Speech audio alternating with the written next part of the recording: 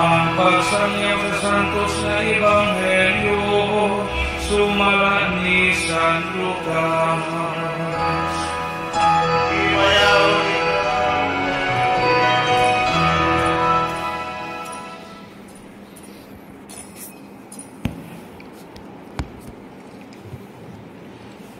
Ang mga tao nangutan at kang Juan, unsa man di ay ang among buhaton, mitubag si Juan. Ang adunay duha ka sapot kinahanglan ihatag niya usa ngadto sa tawo nga way sinina. Ug ang may pagkaon kinahanglan mubahin niini sa walay pagkaon. Unya may pipila ka kobrador sa buhis nga miduol aron pagpabunyag ug nangutana sila kang Juan. Magtutudlo unsa may among buhaton. Miingon siya kanila, ayaw kamo paningin og labaw sa gisugo sa balaod. Unya nangutana usab kani ang pipila ka soldado, kami usab sa may among buhaton. Miingon siya kanila, ayaw kamo panapi kang bisan kinsa, pinagi sa pagpugos kon sa pagbutang-butang, ayaw kamo pagmo sa inyong suhol. Misugod pagtubo ang paglaom sa mga tao, ug nalibog sila kung kinsa gayud si Juan. Naghuna-huna silang tingali, siya mao ang Mesiyas. Busa miingon si Juan kanilang tanan, nagbunyag ako kaninyo pinaagi sa tubig, apan may moabot nga labaw pakaayo kanako. Dili gani ako angay bisan sa pagbadbad sa higot sa iyang sandalyas. Magbunyag siya kaninyo pinaagi sa Espiritu Santo o sa kalayo. Nagkupot siya nigo nga ipapalit, aron lainon ang tahok gikan sa mga lugas, ug unya tigumon ang trigo dito sa iyang kamali. Apan ang tahok iyang sunugon dito sa kalayo nga di mapawong. Samtang nagwalis siya sa maayong balita, gipahimangnuan ni Juan ang mga tao sa nagkalain-laing paagi. Ang Ebanghelyo sa Ginoo.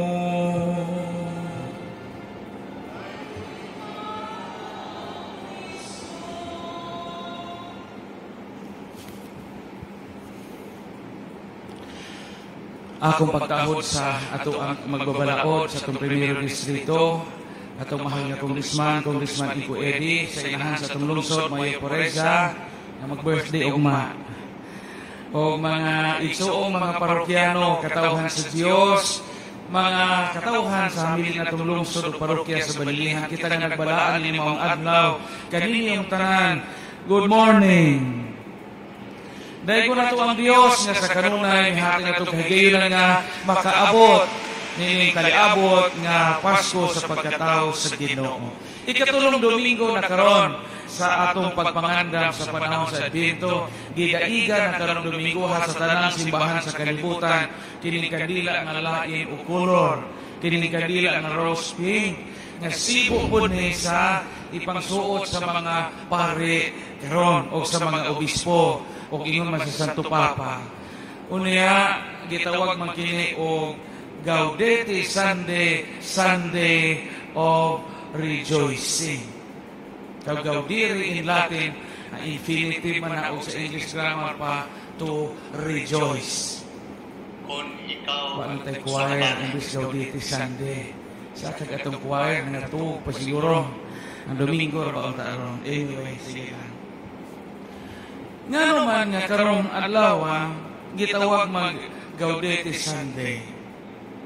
Kining ikatulong nga Domingo sa Advento. Tungod kay o naipong sa Binisaya na nga makahulagway pero ambot gigamit pa ba ni Linjo kanang po nga gaong-ong. Sabot mo gaong-ong? Sa may purma gaong-ong. Manaw sabot o gaong-ong. Ato tik ong-ong nga sige ong-ong diha. Kanang gaong-ong kanang naa pero mura ka pagkagawas. Di ba? Makita na nimo. Di ba sa una, maitok bitan ng mga kananay, nanay na ito, si baata na puntahan. Ano si ung-ung diha? Ano mo rin, maknaan si daliha, pero wapa po makagawas to tali. Maoy nindot nga hulagway karon ni ikaw Gaudete Sunday, gaung-ung na ang manluluwas. ayaw mo pag-unawahan, laing ong-ong kay misa ba ni, labaan ka sa Ginoo. Gaong-ong na, buti pasabot, tali-abot na ba? Kuwang nagamay, nga mo padayag na sa siyang kaugalingon, karong December 24 sa gabi o December 25. Unya, mao nga, sukad sa karaang panahon, ang symbol of joy or pagmaya o kasadya. Mabito sa Salmo, ang Salmo karon gingon din singgit kamo sa kalipay o kasadya. Practically ang tanang pagbasa karon gahisgot o kasadya. Kasadya o kalipay. Maunay buti pasabot ani. Nganong naayo sa kakandil ang nalain o kolor. Nganong ang mga pangit gasuot karon o sutana nga dili violet but rose pink. So na bago po kumpare kayo sa natanan ng pader. Bayoton lagi mo gisuot rong karong Domingo ha. Mo ituyo ana. Kunya gitagaan kita karon sa ebanghelyo unsa may atong buhaton aron makatagamtam kita sa tinuod nga mga kalipay sa kinabuhi. Tulo ni ato nito sa tagsao pamalandong kadiyot aron makakita po mo sa kabilihon o kamakahuluganon sa atong kasaulugan karon. Ang mga tao nangutana kang Juan nga magbubunyag, samay among buhaton. Samay among buhaton. Tulo kabutan ni timan ini kay mauni ang dugukan sa atong mensahe sa ebanghelyo karong Domingo ha. Primero, ingon si Juan nga magbubunyag, the necessity of sharing. Klaro sa ebanghelyo karon ingon si Juan nga magbubunyag, ang adunay duha ka sapot kinahanglang ihatag niyang usa ngadto sa tawo nga way silina. Klaro sa ebanghelyo karon. Hindugan po dyan si Juan, kadtong way pagkaon, kinahanglan mo bahin sa way pagkaon. Kadtong naay pagkaon, mo bahin sa way pagkaon. Klaro na, tayo. Ingon man itong usa ka magsusulat nga, we share, not because we want to be blessed, but we share because we are blessed. Sa iyo, ko na mayon nga, mo paambi ta pader, kay isawat na lang magrasyahan ta. Di ko na sa to. Mo paambi ta tungod kay nagrasyahan na tandaan. Amen? Mamaw na. Kinsa may wa na itong magrasyahin din karon. Tanawa ko po na atong mga naong, ito mga naong bago nagwa magrasyahin. Buntag pa ganing sa Diyos, sinaw na mga aping, o. Kanindot, piskay na buhok. Kanindot, jamoy tao nga wa magrasyahi. Karon, ang tinuod nga tao nga wa magrasyahi, kanang way gikaon. Mabitaw nga sa tanang panginahanglan nga gisulti ni Juan nga magbubunyag dinhi. Gisigol out niya ang duha ka mga mahinungdanong panginahanglanon sa kinabuhi, sinina o kaon. Kay di mahimo ang tao nga gut mamatay o kagutom, o di mahimo ang tao nga way isuot. Pwede naman ang tao way lipstick. Kaya bahala na imong wait o murag minatay nga padong imbalsamon ron sa embalmer. Kung may mo priso na to glospad tagwait. Pero di mahimo o watay kanon. Mahimo man ang tao o way ariyos. Mahimo ra ang tao o way pabulaw-bulaw o buhok o di ka ka-afford. Pero di mahimo ang tao way sinina o way kanon. Ngayon si Juan, paambit mo. Wala ba mo ingon si Juan na magbubunyag ari panghatag mo tinubuan. Patay. Wa mo yun sa Juan na panghatag mo Diyos clothing. Klaro ra ba dinhi ang duhay silina kinahanglang ihatag ang usa sa way biste. Di ko po na ito literalon kaya sana man itong ilisan o ba't buti pasabot ayaw panghatag o di na magamit. Mo ni buti pasabot dinhi aron masabtan nato ang dunay duha ka silina ihatag ang usa. Piskay ni maghatag o gamiton panimo gikinahanglan panimo. Mungag musunod ta karon sa mensahe sa ebanghelyo, adyaw panghatag o short nga jamon ay bilahan. Dili na sigon sa mensahe sa ebanghelyo. Adyaw panghatag og sapatos nga jamon ay lapalapa. Kay di na mahimo. Adyaw panghatag og dinug-an nga wa na di na pwede kusuk-kusuan bisan pag usa ka gantang nga klorin. Di na sibo sa ebanghelyo karon. Karon umaabot Pasko, uso ra ba nato ang Noche Buena. Good night. Nadaghan mo ingon niya, sus, pader, oy, nalip, pinigkabayin ko, lipay siya ko kaadyo, pader. Kay, sus, daghag, sobra akong giandam na nagsibuhay na gabi. Ang usa ka kahon nga prutas, pader, usa ra siya nakuha. Sus, ang grapes, pader, uwa siya matando, lipay siya ko, pader. Malipay, kagwa makuhain o na imong nagsibuhay na. Mas angay kang malipay o matilo tanan. Mas angay kang malipay o nakurotan hasta pungagi kaon. Kay maunay angay ikalipay kay nakapaambit ka. Maumo ko na mahitabo sa tao, di ba? Panong pista, malipay dito, tagwa makuhay atong sunan. Padaghan ng sobra, oy, salamat kay ikalibanga kung suki sa katigdian. Wala sa makalahos, pader, nalipay sa kong pader. Ado na naman ipasudan magtanong na kusbasa. Makalimutan na gatinaw ta, aron ta makasir. So iniguman o pista, iniguman Pasko, o kaldiro na nga natuad ang nahibilin na napot na itong mantika nga di na pwede ibahog. Mauna source of great joy na to because we were able to share what we have. Ingon na ba kayo sa Juan katong way, katong daghag makao, bahin mo sa way, gikaon. Ingon ni Ana. Nakaroon, daghan ra ba ang mga ako'y sugod na bitaw ko. Likay-likay, kadaghan na po ko kinugos nga mura ka plano na po mo amin. Nga kine, klaro dyan kay. Nga pader, Merry Christmas. Nga kinugos pa, kinugos sa kumpirma, kinugos sa bunsag. Pero apil naman na sa atong kinabuhi. Apil man na sa atong tradisyon. Punaw na aragod og Pasko unja, gawas kita sa COVID. Pero karon nagkanormal na atong kinabuhi, kaluoy sa Dios. Punaw na aragod Pasko unja, jamoy manaygon. Puro maghaw ang imong kinabuhi. Mga kalahi, bakit kini kong mga bata, gabalik-balik mo nagpanaygon. Maong-naong nga, hindi ka kaabog yapon, joy to the Lord, the Lord, the Lord. Mercy, mercy, mercy. Nga ilang sinultihan, pero bisag di magkademo ay nasulti, pero mabati mo Pasko dahil. Mga taga-i naman gihapon na ginagmay. Kaysa mo uli na nga, wadya mo da. So kaya mo kang gabalik-balik.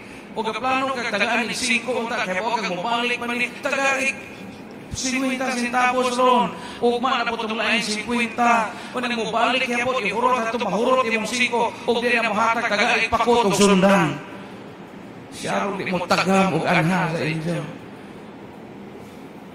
Ayaw gyud pagpaambit, ayaw gyud kalimot pagpaambit kay maunay ang tuburan sa kalipay. Ikaduha, ug mamilot ang maayo sa ebanghelyo karon, ingon si San Juan nga magbubunyag nga pag tinarong sa inyong trabaho. Kabantay mo sa ikadarang minuto ng ebanghelyo karon pamalandungan. Nangutana na po ang mga kobrador sa buhis. Yung usa mo imong buhaton, Juan. Ingon si Juan sa mga kobrador sa buhis, tax collectors. Ayaw ka mong paningil og labaw sa gisugo sa balao. Pagtarong mo, ingon si Juan. Na dito na po yung mga sundao nga nanganha. Giingnan na po yung mga sundao. Adyaw mo panapi kanang isang kinsa o ayaw mo pagbutang-butang. Sa laktod nga pagkasulti, ingon si Juan nga magbubunyag nga pagtarong mo sa inyong mga trabaho. Aron mo makatkita sa tinuod nga kalipay inigabot sa Ginoo. Kita, di man ito tahigpit sa atong pagpanabaho. Ako di ko higpit sa akong pagkapare. Daghang kong bikil, daghang kong sami, daghang kong mga butang hawa na akong mabuhat. Nga tungod sa tawhanong kahuyan o sa kakulang sa kahipitan. Kita lain na itag mga trabaho din ni. Gipahinumduman kita ni Juan nga pagtarong itaw mo sa inyong trabaho. Hagit po na nato. Unya lain-lain matag mga trabaho o unsay gidiman sa atong trabaho maminaw tanihuan nga magbubunyag pag tinarong. Kay why kumo sa tao nga magtinarong. Inighukom sa Ginoo nato mga isuon. Jamoy general criteria o unsaon ta paghukom. Hukman ta sa Ginoo o giunsa nato pagpudyo ang atong kinabuhi. Hukman ko sa Ginoo, mamatay na ko, sigon sa akong pagkapari, giunsa na ko pagpudyo, akong pagkapari, kay pari man ko. Kamu po mga alagad sa gobyerno, alagad sa simbahan, alagad sa pribadong sektor, hukman ta sa Ginoo, giunsa na to pagpuyo ang atong kinabuhi. Mga ang giyon sa Ebanghelyo karon. O manananggot ka, manangkiti ka, hukman ka sa Ginoo, giunsa nimo pagpananggot. Natarong baka o pagpananggo ang imong tuba nga gihatod sa tindahan nga tulong galon basig media galon ray tuba nga tinuod ana ang duhag to nga tubig na Ginoo ni mag-igo o mamaligya ta natay tindahan o naatay negosyo giunsa man nato pagpatigayon ang atong negosyo hukman ta sa Ginoo giunsa nato kini paghimo mauni ang kinabuhi. Paningkamot nga makakita kita sa pagtinarong sa kinabuhi. O mamanday magaling ta, pananglitan o panday ka, o libor ka o mason, kinahanglang inikulik na to sa atong bahay, di mapunog lansang at kinawat ng atong bulsa.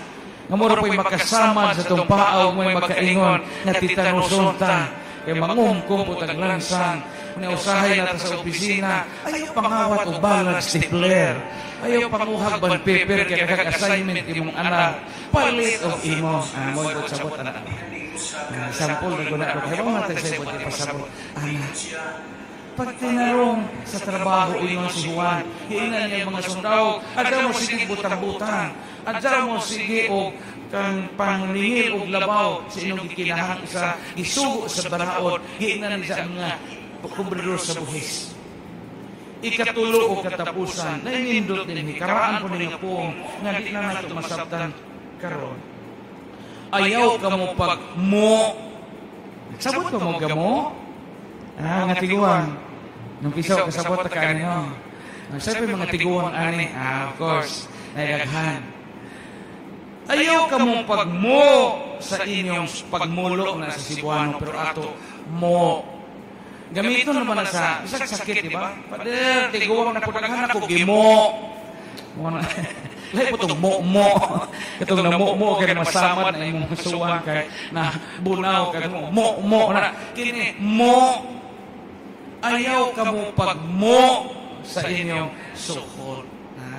Isa, o mga matay ta, kinsa na kayo sabot ang Ebanghelyo no nga sa Bisaya kay law man kaayo hagit na sa mga batanon karon mga gamitan nila na kay inikamatay nato nga mauni ang translation sa Ebanghelyo di na kasabot atong mga apo hindi na po sila ka-appreciate sa gospel kay po mga isuon sa tong kinabuhi na ay mga panahon nga imbes malipay bitaw ta di ta makakita sa tinod kalipay nga kalipay kay daghan tagimo palihas ba panalitan na akay bugas na akay sudan na malipayon imong pamilya di gyapon ta kontento sa tong kinabuhi unsa may number 1 nga rason nga nang ang tao di makontento kung magsige tagtande sa tong kaugalingon sa ubang mga tao mao gina mo iyon ang Ginoo sa Kristo, ayaw si San Juan na magbubunyag, be contented. Ayaw pagsigig mo.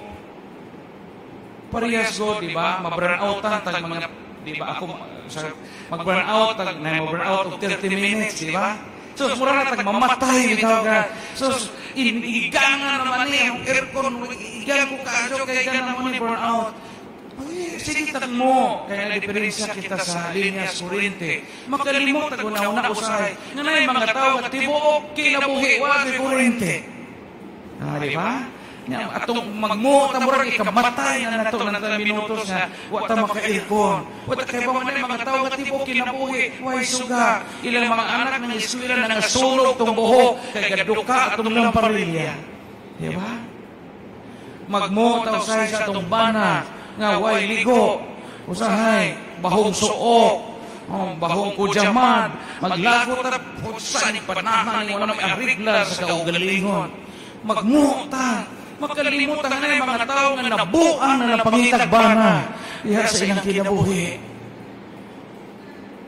Ako bitaw, kaluoy sa Ginoo, pag-iswila na ako, wa man ko maproblema ak academics, kaning trying hard po taba, kanang di man ko bright, pero kusog ko mutuon. Kaya kusog ka mutuon niya, kamot po ba, kaya kinalagi pong pobrita. Wa ko'y problema gikan sa grade 1 hangtod ko na sud sa seminaryo. Wa ko kasuway na nakahagbog exam. Wa po ko kasuway na nang imong mistake, labaw pa ka sa imong correct. Daghan ko correct every exam. Pero ang gimo sa una, sugad grade 1 hangtod ko na pare, wa ko kasuway na pre-starming ko. Muna'y tanaw sa amin, luuyan, naunga-uwan sa mga pre-starming. Kana mag-JS bitaw sa una, JS po sa amin. Wa ko kasuway na mo kumot o kamot ng muse, na mo baili ng muse, na mga na itong kamot, itong isang abag, ay isang hawak. Luuyan, naunga sa bidaon, nauga pa ni mapare, kinaluuyan sa naunga. Pero magsigitag mo sa itong kinabuhi, unsa na may hulagway sa itong kinabuhi. Ingon si Juan na magbubunyag, ayaw mo pagmo. Mga biyuda din o gitugnaw na mo makadlawon, at sala mo, gaksala mo ninyong iring, nga mo tingog, iniginhawa. Ano mga lipay mo inigabuntan. Daghang mga panahon nga mapulos kita, mulo, unya maunay makaingon, nga kita makatagamtam sa tinuod nga kalipayon.